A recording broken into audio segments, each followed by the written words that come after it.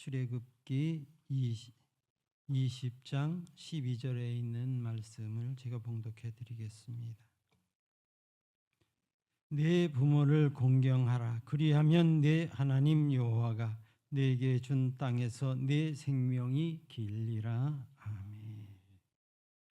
하나님이 세우신 관계, 부모와 자녀라는 제목으로 함께 은혜를 나누고자 합니다. 오늘은 어버이 주일입니다. 많은 교회가 부모님의 감사를 전하고 또한 꽃을 달아주면서 예를 갖추는 날로 우리가 이 날을 지키고 있지 않습니까?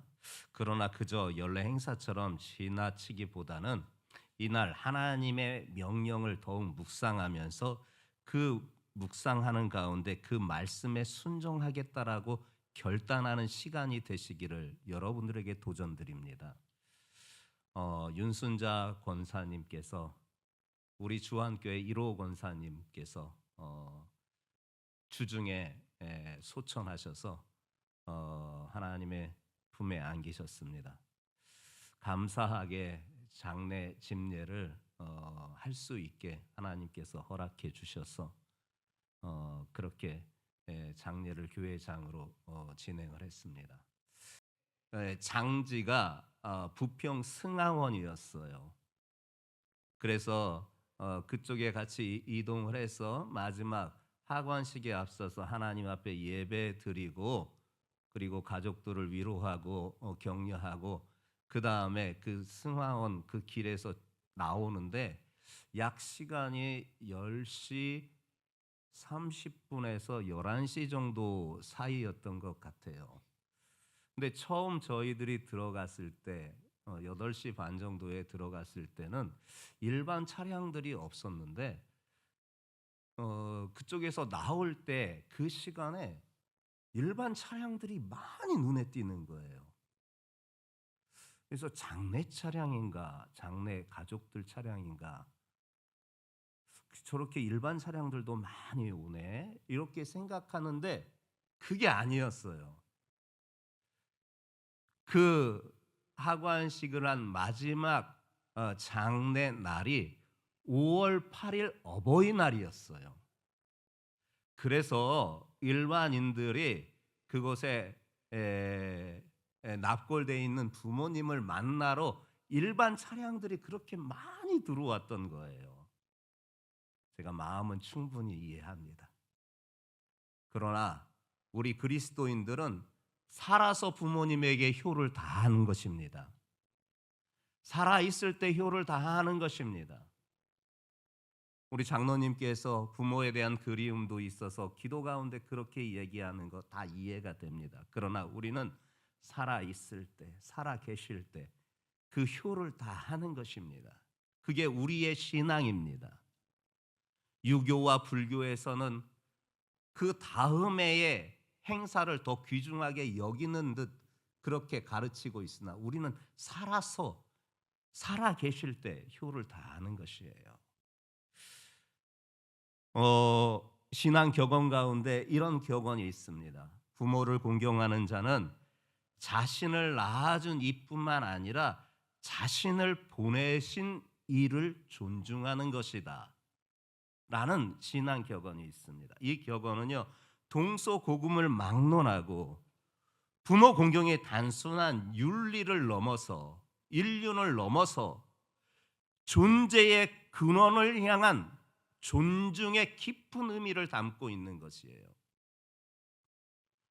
부모는 우리를 낳은 존재이지만 그 이전에 하나님께서 우리를 이 땅에 보내시는 통로로 부모님을 그렇게 쓰셨던 거예요. 그러기에 부모 공경은 단지 인간관계를 넘어서 하나님의 권위를 인정하는 믿음의 표현 가운데 하나가 바로 부모 공경인 거예요. 오늘 본문에 하나님께서 명령하시는 바 네 부모를 공경하라. 그리하면 네 하나님 여호와가 네게 준 땅에서 네 생명이 길리라. 이 말씀을 해주셔요. 이 말씀은요 단지 도덕적 권면이 아닙니다. 하나님의 명령입니다. 우리는 이 하나님의 명령 앞에 어떻게 반응하는가? 바로 이것이 우리의 신앙인 것이에요. 오늘 본문을 중심으로 부모 공경이 어디에서 비롯되는가? 바로 하나님을 경외하는 자가 부모 공경으로 이어진다라는 것을 같이 마음에 새기면서 또한 믿음의 실천으로 연결되는 그 삶의 결단이 있는 이 자리가 되시기를 주님의 이름으로 축복합니다. 첫 번째 보려고 합니다. 부모 공경은 하나님의 명령입니다. 같이 따라해 보겠습니다. 부모 공경은 하나님의 명령이다. 부모 공경은 하나님의 명령이다. 이 말씀은요, 10계명 가운데 5번째 계명 아닙니까? 네 부모를 공경하라. 권면이 아니에요. 하라, 명령형이에요. 사람과 사람 사이의 관계 중 제일 먼저 언급된 계명이 5번째 계명 아닙니까? 그런데 하나님께서 그 5번째 계명에 무엇을 주셨느냐? 부모 공경이라는 것입니다. 단순히 가정의 질서 이상의 의미를 보여주고 있는 것이에요. 다시 말해서 부모와의 관계가 어떤 도덕적인 권면이나 사회적 예절이나 문화의 전통 그런 문제가 아니라 하나님께서 직접 명하신 거룩한 명령이라는 거예요. 하나님의 그 거룩한 명령에 그분의 백성들은 순종해 나가는 거예요. 잠언 3장, 잠언 6장 23절에 말씀하시는 바가 있습니다. 대저 명령은 등불이요 법은 빛이요 훈계의 책망은 곧 생명의 길이라. 명령은 등불인 거예요. 그래서 우리가 그 명령에 순종하고 그 순종을 넘어서 복종하는 삶이 되어야 하는 거예요. 즉 부모 공경은 하나님께서 당신의 백성들에게 명하신 명령이라는 것입니다. 그러기에 우리는 순종하는 것입니다. 언젠간 여러분들에게 말씀드린 바가 있는 듯합니다. 교회에는 3대 보배가 있습니다. 교회에는 어느 교회나 3대 보배가 있습니다. 그 첫 번째가 사도신경입니다. 우리의 신앙은 이렇게 믿습니다 라고 고백하는 사도신경이 교회의 보배의 첫 번째입니다. 두 번째는 그렇게 우리가 어떻게 믿는 것에 대한 어떻게 삶으로 살아가겠습니다 라고 말해주고 있는 10계명이 두 번째 보화입니다. 그리고 세 번째, 이 두 가지를 다 합친 우리의 삶이 늘 기도로 이루어져야 한다라는 것을 말씀해 주시고 있는 바로 주기도문. 이 세 가지가 교회의 보배 중의 보배입니다. 그런데 우리가 예수님을 어떻게 믿을 것인가에 대한 신앙 고백을 늘 하면서 사도신경을 암송하는데 그 믿는 것을 어떻게 삶으로 구현해낼 것인가에 대한 10계명, 먼저 하나님에 대해서는 어떻게 섬겨야 되는지, 그리고 하나님뿐만 아닌 사람과의 관계에서도 어떻게 살아야 되는지를 분명하게 우리에게 말씀해 주셨는데 그 사람과의 관계에서 첫 번째 해당되는 게 부모 공경이라는 것이에요. 그만큼 하나님께서 부모 공경을 그렇게 귀중하게 여기셨고 소중하게 여기셨다라는 거예요. 다시 한번 말씀드립니다. 부모 공경은 단순히 도덕적 권면, 사회적인 예절이나 문화의 전통이 아닙니다. 하나님께서 친히 명하신 신앙의 거룩한 명령이십니다. 그렇다 하면 부모 공경을 하지 않는다 하면 그건 하나님의 명령에, 그분의 말씀에 순종하지 않는 것이겠지요. 순종은요, 성경 전체에서 하나님의 백성이 어떻게 살아야 하는가를 보여주고 있는 핵심 개념이 바로 이 순종입니다. 그래서 하나님은 제사보다 순종을 기뻐하신다. 그리고 순종은 믿음과 연결되고 그 순종이 믿음과 연결되면서 어떤 결과가 있느냐? 열매가 있다라고. 축복의 열매가 있다라고. 그렇게 말씀해 주시고 있는 거예요. 잠언 3장 1절과 2절 말씀하시는 바 있잖아요. 내 아들아, 나의 법을 잊어버리지 말고 네 마음으로 나의 명령을 지키라. 그리하면 그것이 네게 장수하여 많은 해를 누리게 하며 평강을 더하게 하리라. 여러분들, 하나님께서 이 잠언 기자를 통해서도 당신의 법을 잊지 말라고, 그리고 마음에 그 명령을 지키라고, 그리하면 어떤 결과가 있느냐? 장수하고 많은 해를 누리게 하며 평강을 더한다라고 그렇게 약속하고 계신 거예요. 신앙은요, 말이 아닙니다. 신앙은요, 말이 아닙니다. 믿음은요, 말이 아닙니다. 삶으로 드러나야 합니다. 그게 참 믿음이고 참 신앙이에요. 그렇다 하면 하나님의 거룩한 명령인 부모 공경, 여러분 명령형으로 하는 것 보니까 그 일이 쉽지 않다라는 것이 밑바탕에 전제가 되어 있는 것 아니겠습니까? 그럼에도 불구하고 우리는 하나님의 명령, 거룩한 명령이기에 그 명령에 순종하면서 따라 살아갈 수 있는 우리 믿음의 사람들 되시기를 예수님의 이름으로 축복합니다. 부모 공경은 그래서 우리 신앙의 성숙도를 보여주는 한 측면이에요. 우리가 신앙하면요, 기도하는 것, 예배 드리는 것, 또한 성경에 대한 지식 얼마나 가졌느냐, 이런 등등의 것으로 신앙을 평가하지만요, 하나님의 말씀 성경은 분명히 가르칩니다. 믿음은요, 관계 속에서 드러나는 것이고 그 관계 속에서 제일 중요한 관계는 부모와의 관계. 여기서 신앙의 성숙도를 비추는 거울이 된다라는 것이에요. 하나님은 우리에게 부모 공경을 명령하셨고, 그러기에 그 명령은 선택사항이 아니라 우리에게 필수사항이고 또한 그것이 믿음의 증거인 거예요. 예수님께서 마태복음 15장에 보게 되면 바리새인들과 율법 학자들을 무지막지하게 책망하시는 내용이 있거든요. 그들의 위선적인 태도, 위선적인 가르침, 그것에 대하여서 무지막지하게 예수님께서 그들을 책망하셔요. 그 책망하시게 된 그들의 위선적인 모습은 무엇이었느냐?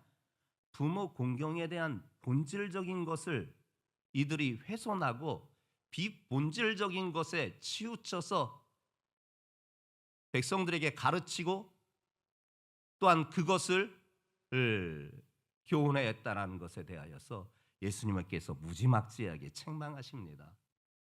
그 내용인즉슨 당시 종교 지도자들은요, 고르반이라는 장로의 유전, 장로들의 전통을 만들어 가지고요, 그 제도를 처음에는 좋은 의도로 만들었을 거예요. 어떤 제도를 만들었을 때.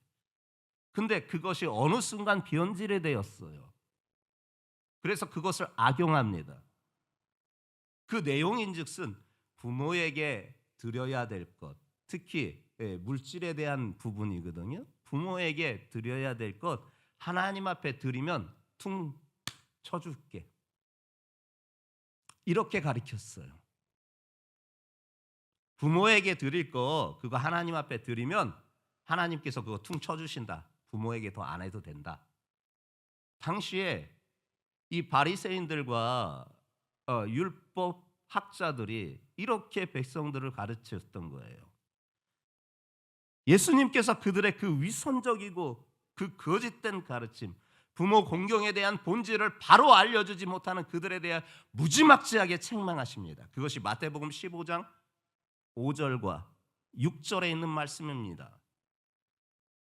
너희는 이르되 누구든지 아버지에게나 어머니에게 말하기를 내가 드려 유익하게 할 것이 하나님께 드림이 되었다고 하기만 하면 그 부모를 공경할 것이 없다 하여 너희 전통으로 하나님의 말씀을 폐하는도다. 너희들이 만들어오는 그 장로들의 전통을 통해서 하나님의 말씀을 폐하는 너희들, 어찌 하나님께서 그렇게 가르치신 바가 있느냐? 하나님께서 모세를 통해서 주신 율법 가운데 어디 그런 내용이 있느냐? 너희들이 장로들의 장로들의 전통을 따라 그렇게 만들어 놓은 것이 하나님의 말씀과 충돌하는데 그 말씀과 충돌함에 있어서도 분별하지 못하고 장로들의 전통을 더 우선시하여서 하나님의 말씀을 폐하는 너희들, 예수님께서 얼마나 화나셨는지 몰라요.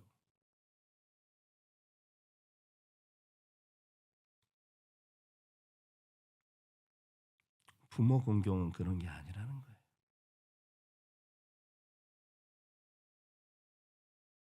그저 외적인 종교 행위에 강조하는 그들의 태도, 그러나 참 하나님의 의도와 뜻을 외면한 그들의 모습, 이 모습이 행여 우리의 모습이 되어서는 결코 안 돼요. 그러면 오늘 우리도 예수님께서 책망하십니다.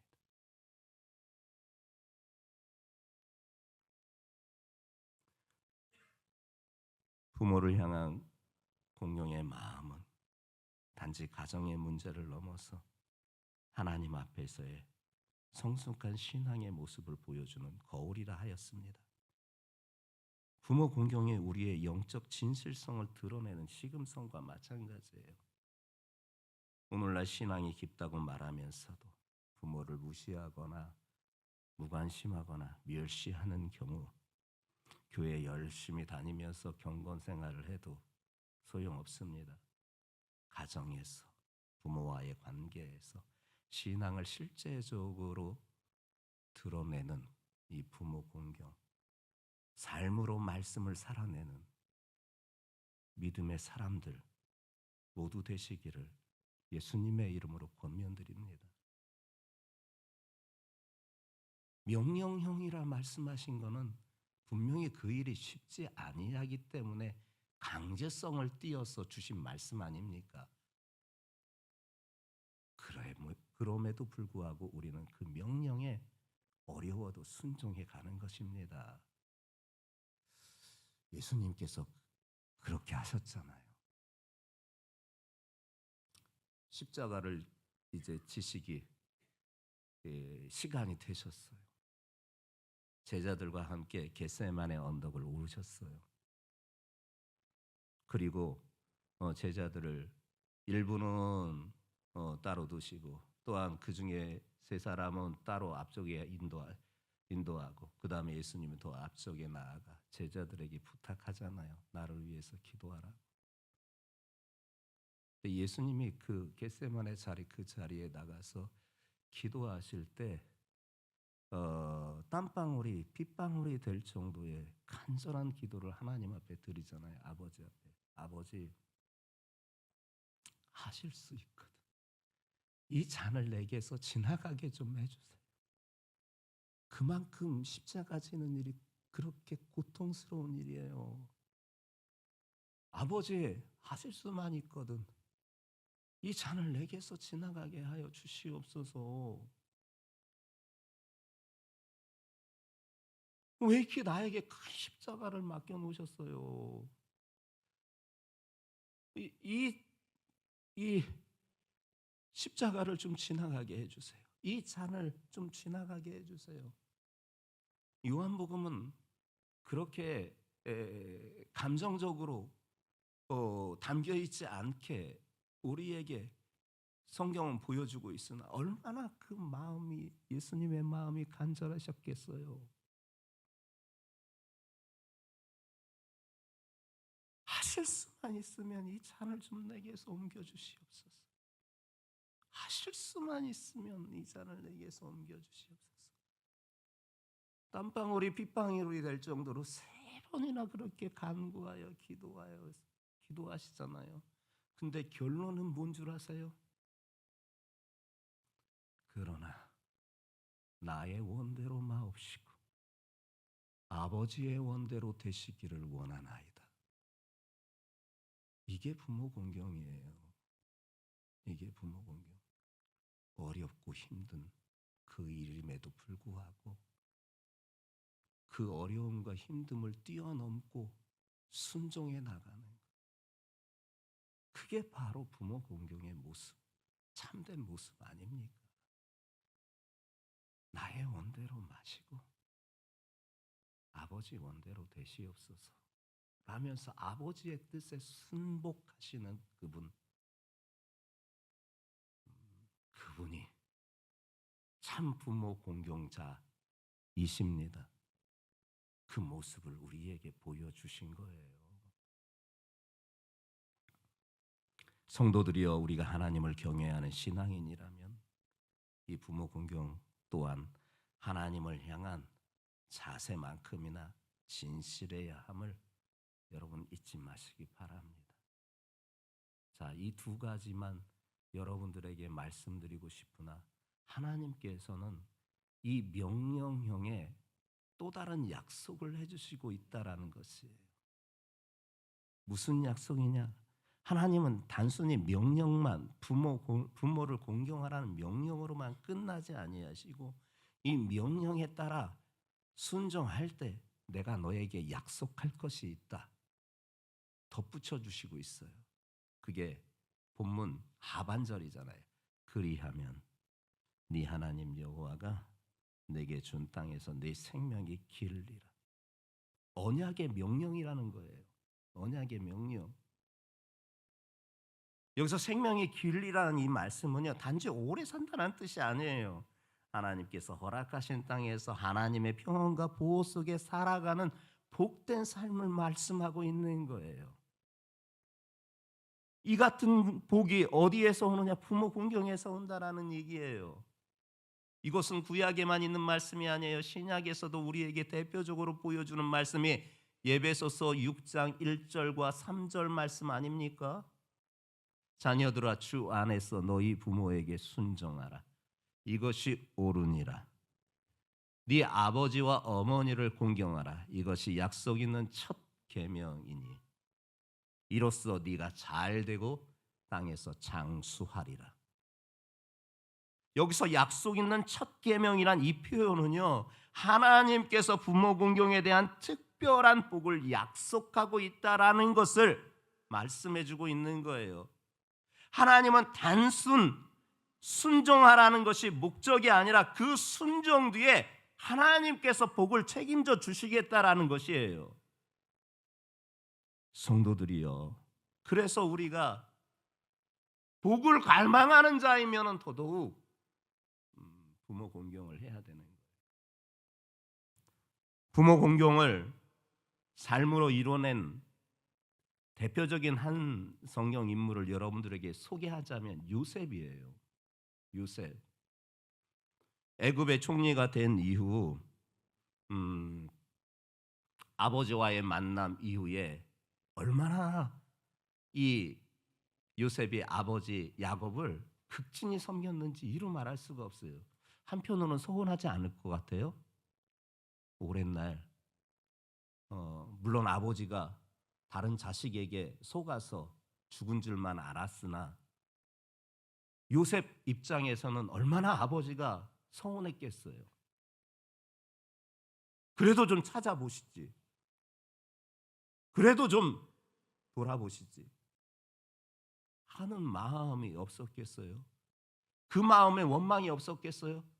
저는 분명히 있었을 거라 생각합니다. 그러나 그럼에도 불구하고 애굽의 총리가 된 이후 아버지와의 그 만남 가운데 그 모든 마음이 예수님께서 싹 녹여주셨어요. 하나님께서 그 마음을 싹 녹여주셨어요. 그게 창세기 46장부터 50장까지 계속 연결됩니다. 요셉은요 그 아버지의 노후를 책임졌어요.